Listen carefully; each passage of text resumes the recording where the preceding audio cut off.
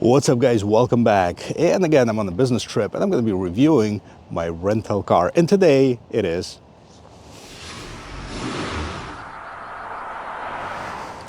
2024 Audi Q3. Now, based on what I found on the website, this is a premium package with the convenience package and a couple other options. And we're going to go through all of them. So first of all, let's start with the design of this vehicle. Now, it is old because it has been redesigned 2019 with no major changes till now, but it still looks pretty good. It ages gracefully. So I like the LED headlights, and you can see the turn signals blinking. Those are all LEDs as well, and you have the daytime running lights. If you scroll down to the bottom, you have this nice trim piece. Not sure how much function it is. I couldn't find any openings in here, so I think this is just for decoration. And the big grille, yeah, and if this is too bright for you, that trim that's in polished aluminum around it can be switched over to black if you opt in for the black optic package. You have the Audi logo and the Quattro on the side, because yes, all of the 2024 Audi Q3s come standard with the Quattro. Now, if you're wondering what powers up this thing, well, let's pop the hood and find out. Well, if you're looking to purchase a Q3 in 2024, you have two different engine choices. The first one is the less powerful 2-liter 4-cylinder turbocharged engine with 184 horsepower, and they call it TFSI 40. And this one is the more powerful TFSI 45 that produces 228 horsepower and 258 foot-pounds of torque. Made it to an 8-speed automatic transmission, and as I mentioned before, all of the Q3s are all-wheel drive. I like how Audi uses that one strut on the side, holding the hood nice and tall, some sound insulation double latch for that extra safety and security.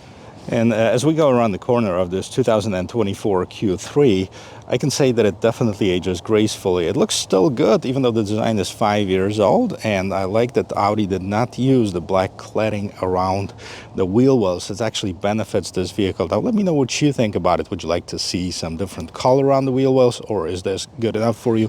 Standard come 18-inch wheels. Now, they can upgrade them to 19, or if you go for the Premium Plus package, you can go all the way up to 20.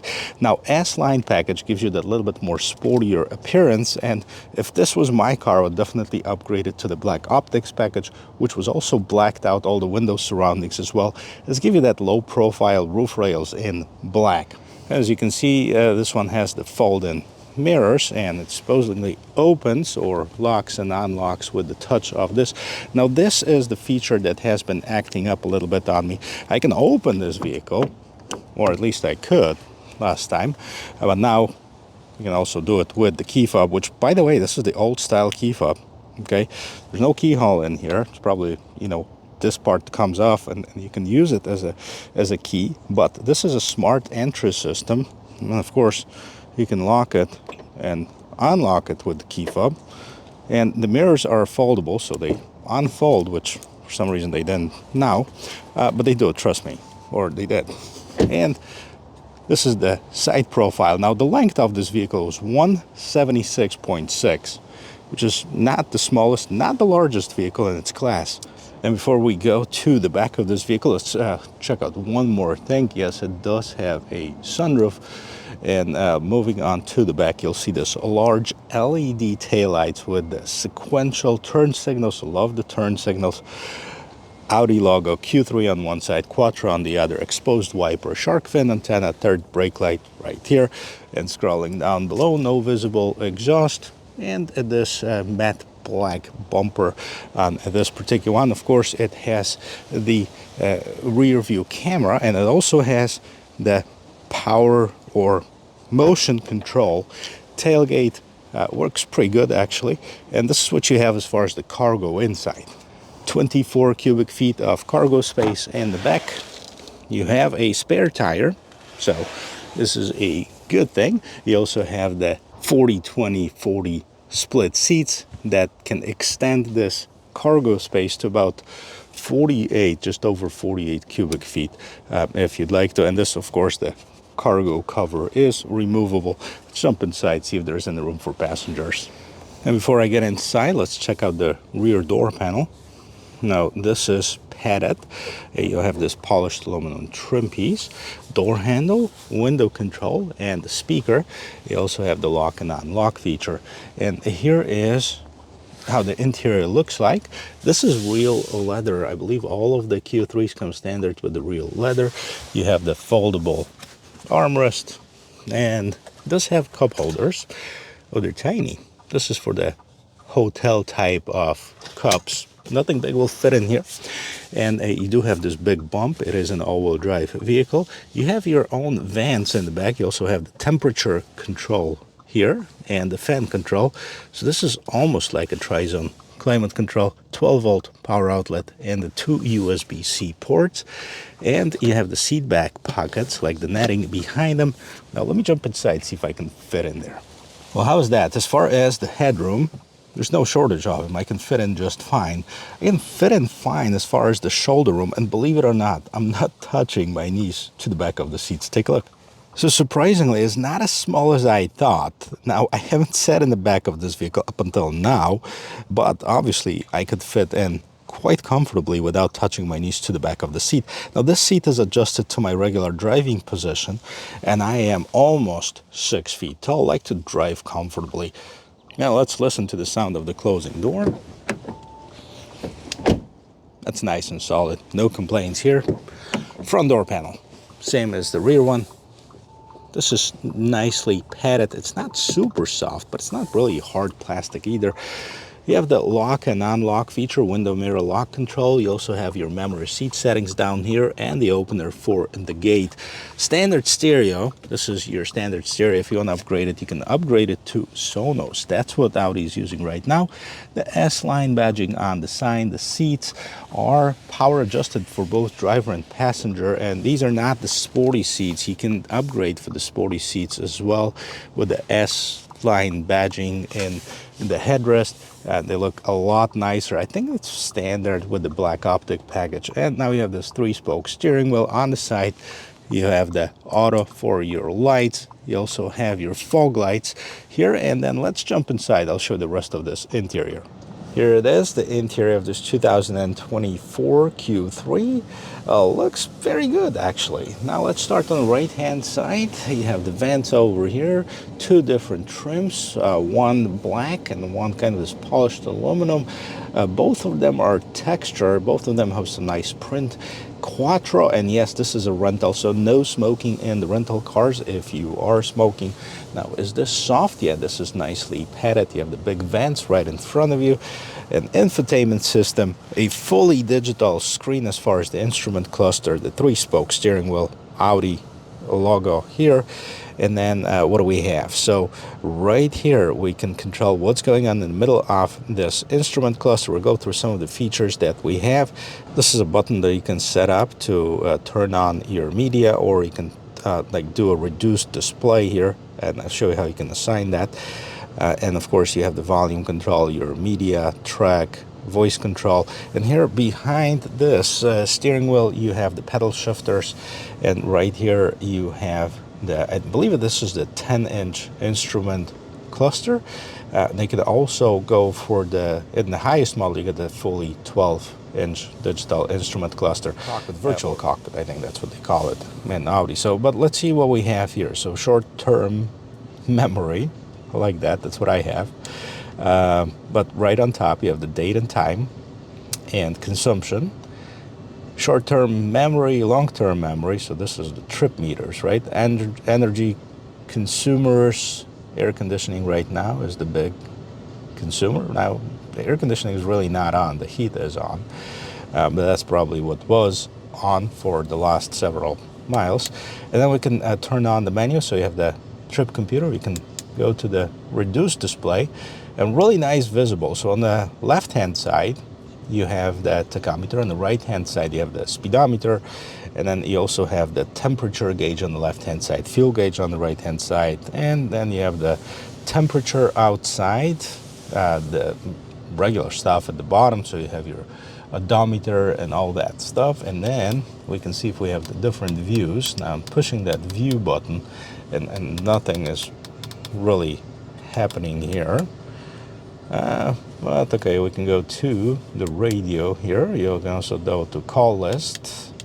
And so 3 different things that you can select from here. Maybe view is going to be here. No, it's just going to the reduced display. So this is your instrument cluster. This is your infotainment system, as Audi call it, the MMI. I believe this multimedia interface, that's what it stands for. Your vehicle is equipped with online services. We're just gonna hit OK, because this is not my vehicle, but it is equipped with the online services. So this is how this MMI looks like. Your FM, AM, my phone is connected to it. Now the time, and then here's your apps, right? So your radio, and as far as the sources, you have the FM. You can also source it to AM, SiriusXM, and of course you can do your media players as well. The radio sounds actually pretty good. It's not super good like the Sonos would be, I bet. And then you have your media. My phone is connected to it right now. Sadly, no wireless Apple CarPlay or Android Auto comes standard, but you still have to connect it with the wire right here, as it says in this note. You have to connect it with the USB. The vehicle settings here, Audi Select, that's where you change your drive modes, and I have it in dynamic. That's what I'm going to test drive it in. But you also have the off-road, comfort, auto, and individual modes. And individual, you can actually set up what you want. Favorites, telephone, radio, vehicle, if you create any of the favorites. As far as the settings, this is general settings, brightness, and display. All right, so basically what I can do is I can display what's showing up right here, okay? And we can go to the MMI and control the brightness of this screen. Touchscreen feedback, low, medium, yeah, I guess I'll leave it on medium. Screen cleaning, all right, so it's gonna turn it off, and then I can wipe it off, right? I'll turn it back on and go back to the main settings. You also have the help, users, messages. Let's see what the help is. 911, I can't use my car. Configuration wizard and tooltips. Okay, so this is how to use your vehicle. Here's your shortcuts down here as far as different parts of the vehicle. And there's your home screen, of course. So this is your MMI, scrolling down here. You have the dual zone climate control, but as we've seen in the back, you can technically say it's a tri-zone climate control because you can adjust the temperature back there as well. Heated seats, no ventilated seats are available on the Q3. And here's some shortcuts for your climate control as well. And start, stop, engine. This is a weird placement. I gotta tell you, it took me a while to find it, as I'm not really familiar with a lot of Audi vehicles. But this is your power volume knob, and also the seek track. You can, I guess, you can use it, you know, right here on the steering wheel. It would be a lot easier, but you know, that wouldn't be my favorite placement. Drive select, so that's where you can change your drive modes as well, and turn off your traction control. You can turn off that start stop button, parking sensors, hazard lights, hill descent assist. Right down here, this one has the convenience package, which comes with the wireless charging and the regular style shifter, which is very nice, to the touch, as well as functional. Okay, put it in drive. Okay, I can move it to the right hand side and switch gears manually if I wanted to. Put it in park. Let's put it back in reverse, and let's see what we have as far as the rear view camera. Decent size, decent quality of the camera, nothing too crazy about this. Some settings: automatic activation, front volume, low, medium, high, rear volume, entertainment fader, rear cross traffic alert. These are your settings. Now you can kind of see the trajectory lines on the side, but you know, it doesn't display what's around you, so you don't know what you're gonna hit. It's kind of just like warning that, hey, if you are turning, the whole vehicle is moving. So check your surroundings. And this is it. This is the rear view camera. Well, you can turn it off and still keep it in reverse. Not very safe. But as we go down here, you have the electronic parking brake, 12-volt power outlet, 2 cup holders. Actually, you can put a regular size drinks in it. Disinfecting wipes don't come standard with the car, but if you rent one, it comes standard with 2 USB Type-C ports and a tiny little storage here. Now, if we go up here, you have the frameless mirror, and with the convenience package, you have the Homelink system that basically controls your garage doors if you program them to it. You also have your lights, touch lights, pretty cool. See, I just tap on them and they turn on. And yes, you do have the sunroof. You can open up the shade, and you can also open up and slide this entire sunroof open. You have the nice windscreen here. Close it up. It's about 30 degrees outside, not very warm today. Not in Florida, guys. I'm not in Florida. I'm in Charleston today. And this is the interior. One more thing, of course, the visor. Check it out. Yes, illuminated visor. And this is the interior of this 2024 Audi Q3. Take it for a spin. The vehicle is running, ready to take it for a spin, but before we do that, let's take a look at Audi's website and let's see what different models are available. Now, I've been playing around with this website for quite a while, trying to figure out of what's on this vehicle, and I think I have a pretty good idea.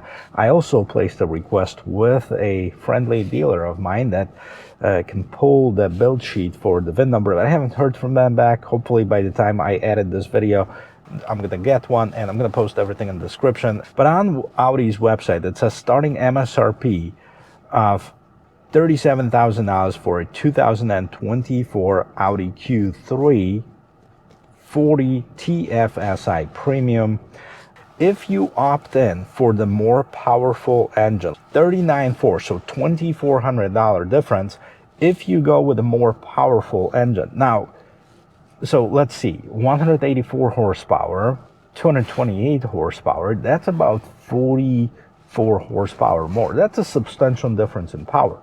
The difference in gas mileage is 1 mile per gallon. So also the 45 TFSI, this is how I was able to determine that this was it, comes standard with the exterior with full paint finish and S-line styling kit, which then tells me that the Q3s, the 40s, come with those black cladding, which wouldn't be my choice. It also has the aluminum S-line door sills, illuminated 3-spoke multifunction steering wheel, adaptive cruise assist with lane guidance, and it does have that.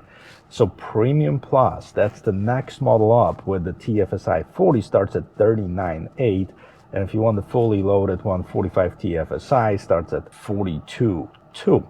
You can play around with it your own. Go to AudiUSA.com and check it out. Top view camera system, wireless phone charging pad, which I have. But let's build the one that I'm sitting at right now, because that's exactly what I did yesterday.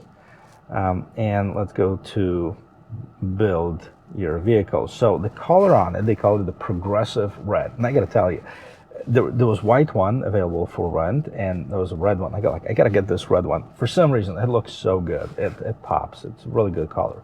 But it is a $595 option if you wanted to go with it. Standard wheels on this one. Okay. As far as the seats, I have, of course, the black seats, but you also have 2 other color choices, and you can go in with the black and gray stitching for $1,700. Packages and options. So Black Optic Sport Package. I don't have it on this one. 19-inch wheels, all-season tires, black roof rails, high gloss, black exterior elements, sport front seats with S embossing and contrast stitching. That's cost $1,700. But I do have the convenience package, I think, because it has the Audi Advanced Key with hands-free power tailgate, which I demonstrated to you. Auto-dimming rear view mirror. It has that. Garage door opener, Homelink system, LED interior package, memory for driver seats, and wireless phone charging pad. So that's $1,750, and this one is on this vehicle. So I'm going to add this, about $42,000. But I'm going to take this for a spin, and I'll show you how it drives. First of all, we're in this parking lot right here, and there's some open space, and I want to see how tight it is. I want to show you how tight it is. So here's the parking spots, and yes, that's what I use for a lot of my reviews, is the parking spots. See how many does it take to turn around? And we have 1, 2, 3, 4, and 1, 8. Let's see, 1, 2, 3, 4. Just head over 4 parking spots, and then over here, let's see the suspension on it. All right. I'm in the dynamic mode, all right? But if I keep on like aggressively turning and twisting it, of course we're doing it at a lower speed, I mean, it doesn't have a lot of body roll. Now, it does not have an adaptive suspension on this vehicle, so it's not going to make a difference whether you're in a dynamic mode as far as the suspension. It's not going to stiffen up or anything like this. It's got more to do with the programming of the gears on the engine, as well as maybe the steering wheel feel, which, by the way, the steering wheel is definitely the right size. And it's covered with leather. It has the premium feel to it, for sure. I'm going to take that right here, and since I'm stopped, the vehicle's warmed up and it's broken in, so let's see how it accelerates. Right, so definitely has some turbo lag, and I noticed that the minute I walked in this vehicle, getting out of the airport parking lot, because I hit the accelerator and definitely hesitated. It's been doing that quite often, but once it gets going, it's a nice and smooth ride. So it's just that first turbo lag from the stop and go acceleration. Now, I haven't had any problems with this vehicle driving it. I put right now about 400 miles or so. I filled it up once. It does burn some gasoline. But like I said, 25 is combined. My average was about 30 miles to a gallon in a mixed cycle. So it wasn't bad, mostly on the expressway. And I've driven this vehicle at night. I've driven it yesterday in the rain, no issues. The Quattro works perfect. I haven't had any slippages or anything like this. Overall, it's a pleasant drive. It's a little zippity, subcompact SUV. And talking about subcompact SUVs, it is a busy segment, and pretty much all of the luxury manufacturers are jumping on board and having one of their vehicles to start competing in it, and Volvo XC40. So you have the Mercedes-Benz GLA and GLB. I believe both of them would compete in the same subcompact segment. You also have the BMW X1, with the domestic one. You have the Cadillac XT4. So yeah, it is a busy segment. Now, as far as the size, this one might not be as big as some of its competitors because the BMW X1 is slightly larger. The GLA, well, I'm about to do the new refreshed GLA, so I'm not sure whether this video is going to come before that or the other one, depending on the scheduling. GLA seems like it's about the same size. Definitely, it doesn't feel bigger. The GLB, which is also a subcompact in my book, they're smaller, but it's also available with the third row seat, believe it or not, the GLB, as long as you're less than, I think, 170 centimeters or something, you can fit in there. But that's slightly larger. The X1 is larger. The XT4 slightly larger. The XC40 slightly larger. So this is definitely on the smaller side. But if you don't need a vehicle to haul family around or friends, or maybe you're getting it for your child to go to school and back, it's a good size. It's a good size. I'm 6 feet tall, or almost 6 feet tall. I have no issue driving this vehicle. Feels good. Accelerates good.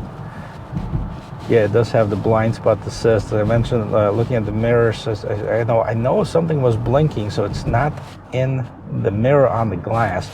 It's on the mirror, but it's on the inside of the mirror, just blinking whenever you're doing a lane change and somebody is coming. One other thing that I've noticed, that the lane keep assist, it's super aggressive. Look, I tried to change lanes. Ew, it's pulling me back. See, no hands. But if I turn the turn signal on, it's gonna let me do it because it knows and this is what I intend to do. So nice for cruising around. All right, if I want to accelerate and maybe pass somebody from 45 to 55, there's no issues here. Big windshield, nice visibility here in the back. I mean, yeah, it's a big mirror here, but if somebody was sitting in that middle of the back seat, that would definitely be obstructing it. Overall, a good experience with this vehicle. A couple things that I would like to see maybe updated on it. Now, I'm traveling a lot, and I'm in and out of different vehicles, rental vehicles, a lot, and I really like Android Auto, Apple CarPlay. Oh, this one has it, but you have to connect it via cable, and this one has it via the USB Type-C cable. Some of them has the USB Type-A. So instead of having cables, I would like to have the ability to just get in the car and connect it. I know it's available on the Premium Plus, I believe, technology package, but not sure why they didn't make it standard. It would be so much easier for a lot of people. Or if you're looking for a subcompact luxury vehicle, definitely check this one out. I think you're going to be pleasantly surprised. And if you do check it out and like it or don't like it, put it in the comment section below. Don't be quiet. Let me hear your thoughts. I love to read the comments and respond to them. I hope you found this video helpful, and if you like watching videos like this, help me grow the channel by clicking that subscribe button. Really doesn't cost you anything, helps me out tremendously. And hit that like button. Don't forget to turn that bell notification ring bell so you won't miss any of the content that's coming out. And I'll see you in my next video. Cheers.